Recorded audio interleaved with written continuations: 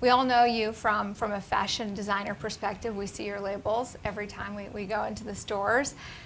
I would love for you to share the moments in your career, and it seems like they were very personal, defining moments that led you on a different path, that led you on a path to looking for other types of success than the success we may know you for.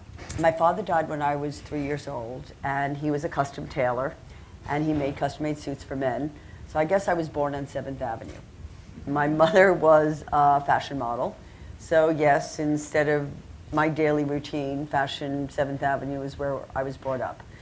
But death hit me very early in my life. My father died at the age of 3.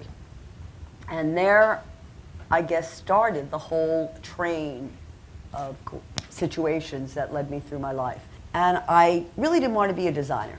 You know, having come from a working mother, I wanted to stay home and take care of my child. It was one of those things that I so desperately wanted to be that woman, you know, to care for my child and be the mother who was home that I had never experienced myself. But of course, those of us who know that's whatever you want, it's not the way that's going to happen, so we might as well push that aside, you know, whatever we think it's not going to be. I started on 7th Avenue at a woman by the name of Anne Klein. She was my mentor, she was my mother, she was just about the closest person in my life. And unfortunately, in those days, Anne had something that we never discussed, and that was cancer. It was never talked about, it was just the way it was. And I was there having a baby. And I was 9 months pregnant, very, very pregnant. I had been to Versailles, and I was so excited I was going to stay home and finally be the mother that I wanted to be. Well, of course, again, that's not the way it was brought out to be.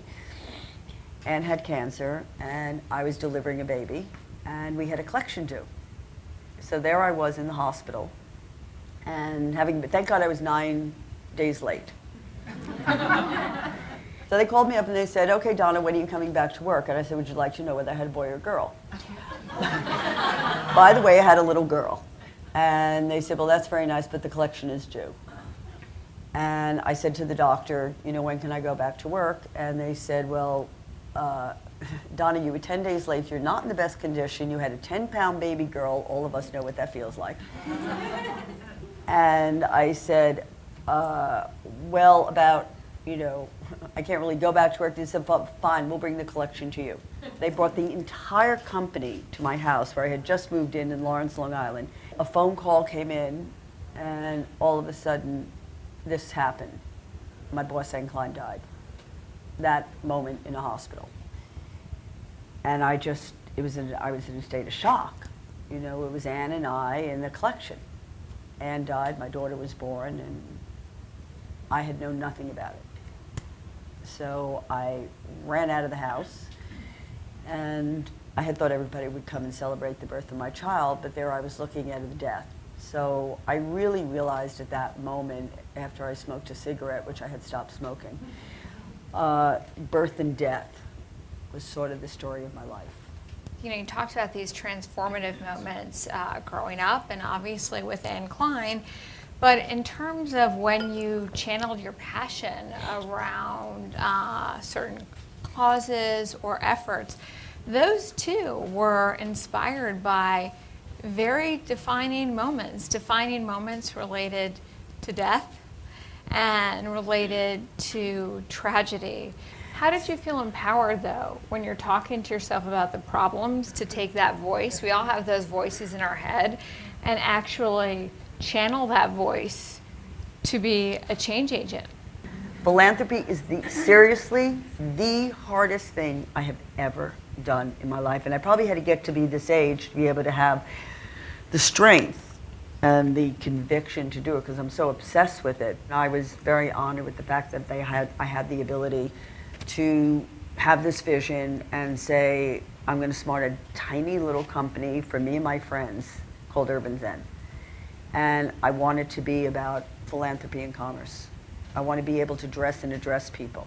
Urban Zen is a place and a space where like-minded people come together who want to create change of mind, body, and spirit in healthcare, education, and culture. Past, present, and future. You can't do anything unless that's you, who you are. What do you like to taste? What do you like to feel? What kind of environment do you like to be in? What kind of office space do you like to be in? What is the ultimate of how you want to live? How do you want your children to live?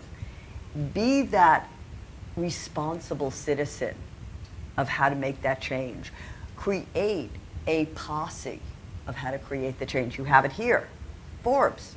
Nothing better than this. Every single one of these people are change makers. Join the club. We're a much more powerful group when we join forces together. You said when you were younger that your work wasn't always about building an empire. If you're not building an empire, what's that dream that you've been building? I never think of it as an empire.